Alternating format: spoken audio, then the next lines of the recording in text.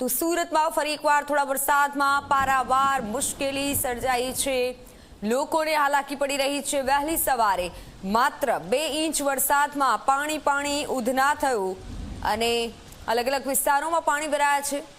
Udhna Navsari road પાણી થયો। દક્ષેશ્વર મંદિર નજીક પાણી ભરાતા લોકોને ખૂબ હાલાકી પડી છે।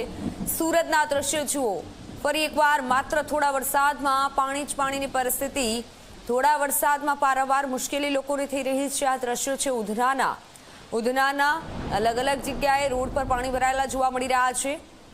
અલગ અલગ વિસ્તારોમાં પાણી ભરાયા છે। ઉધના નવસારી રોડ પાણી થયો છે।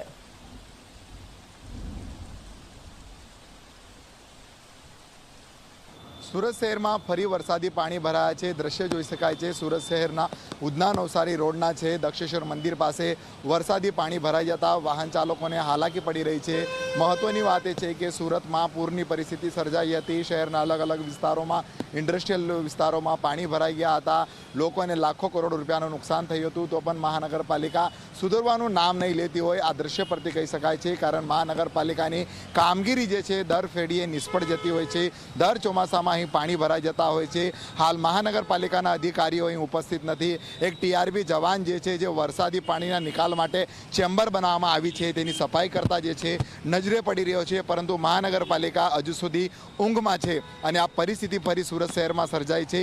આ દ્રશ્ય તમે જોઈ શકો છો કે વાહન ચાલકો ધીમી ગતિએ એક બેરિકેડની લાઇનથી જે વાહન ચલાવતા આવી રહ્યા છે, કારણ જે રીતના વરસાદી પાણી ભરાઈ ગયા છે એમના વાહનો બંધ પડી શકે છે। આ પરિસ્થિતિ સર્જાઈ શકે છે, જેને લઈને હાલ તો મહાનગરપાલિકાની આ નબળી કામગીરીના લીધે લોકો જે છે ફરી હેરાન પરેશાન થયા છે। ત્યારે મહાનગરપાલિકાના ઉચ્ચ અધિકારીઓ માત્ર દાવા જ કરતા હોય છે પ્રી મોન્સૂન કામગીરીના, અને મેયર માત્ર પોતાનો કાફિલો લઈને પાણી ભરાઈ જાય ત્યારે આટા ફેરા મારતા જોવા મળતા હોય છે। પરંતુ ફરી પરિસ્થિતિ એવી સર્જાતી હોય છે ત્યારે મેયર દ્વારા જે છે કોઈ ચોક્કસ કડક કાર્યવાહી કરવાની જરૂર છે, ના કે પાણી ભરાઈ જાય પાછો કાફિલા લઈને રોડ પર ઉતરવાની જરૂરત ન પડે આવી પરિસ્થિતિ નિર્માણ કરવાની જરૂર છે। આ તમે દ્રશ્ય જોઈ શકો છો।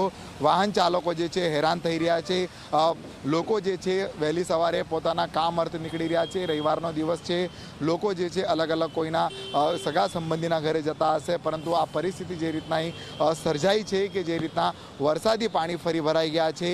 આ દક્ષેશ્વર મંદિર પોલીસ ચોકી પાસે પાણી ભરાઈ ગયા છે। ટીઆરબી જવાન સફાઈ કરતા નજરે પડે છે, પરંતુ મહાનગરપાલિકાના અધિકારીઓ અહીં કશે નજર પડતા નથી। ત્યારે જે રીતના પૂરની પરિસ્થિતિ સર્જાઈ હતી તેમ છતાં મહાનગરપાલિકા સુધરવાનું નામ નહીં લઈ રહી છે। આપણે અહીં જોઈ શકાય કે વાહન ચાલકો અહીંથી કઈ રીતના પસાર થઈ રહ્યા છે। આપણે ટીઆરબી જવાન જોડે જઈશું કે આ જે પરિસ્થિતિ સર્જાઈ છે અને પોતે એમને આ સફાઈ કરવાની જરૂર પડી છે। શું કામ મહાનગરપાલિકાના અધિકારીઓ ઊંઘમાંથી ઉઠતા નથી અને આ જે ડ્રેનેજની ચેમ્બરો સાફ કરવાની હોય છે તે કરતા નહીં। ત્યારે પ્રી મોન્સૂન કામગીરી કરવાની હોય છે, પરંતુ દર વર્ષે આ પ્રી મોન્સૂન કામગીરી ખાડે જતી હોય છે। જોઈ શકાય છે કે જે પરિસ્થિતિ સર્જાઈ છે। જણાવજો, અધિકારી નથી તમે સફાઈ કરી રહ્યા છો, શું પરિસ્થિતિ છે? એ તો કુંડી પેક થઈ ગયેલી પેલા લાકડાથી, એના માટે પાણી જતું નહીં હતું કુંડીમાં। એટલે મહાનગરપાલિકાના અધિકારી કોઈ આવ્યા હમણાં તો કોઈ દેખાતું નહીં। શું પરિસ્થિતિ સર્જાઈ ગઈ છે આ પરિસરમાં? એ તો એસએમસીનું કામ છે, થોડું હટાવી દીધું મેં। કચરું છે, ગંદકી છે, થેડીઓ છે કચરું તો છે। વરસાદી પાણી નિકાલના માટેની ચેમ્બર છે ને? હા બરાબર। જે જોઈ શકાય છે કે મહાનગરપાલિકાને જે કામગીરી કરવાની હોય એ ટીઆરબી જવાન કરતા નજરે પડી રહ્યા છે। ત્યારે ફરી સુરતમાં પૂરની પરિસ્થિતિ સર્જાય આ દ્રશ્ય પરથી કહી શકાય છે। મહાનગરપાલિકા બેઠકો કરે છે, દાવાઓ કરે છે, નેતાઓ ભાષણ આપતા હોય છે, પરંતુ પરિસ્થિતિ સુરતમાં એને એ જ અહીં જોવા મળી રહી છે। આ સુરતનો એક વિસ્તાર નથી, શહેરના અલગ અલગ વિસ્તારમાં વરસાદી પાણી ભરાવાના દ્રશ્ય હાલ સામે આવી રહ્યા છે, જેને લઈને લોકોને ભારે હાલાકી વેઠવી પડી રહી છે। કેમેરામેન વિજય બૈસાની સાથે પ્રશાંત ડિવરે, જી મીડિયા।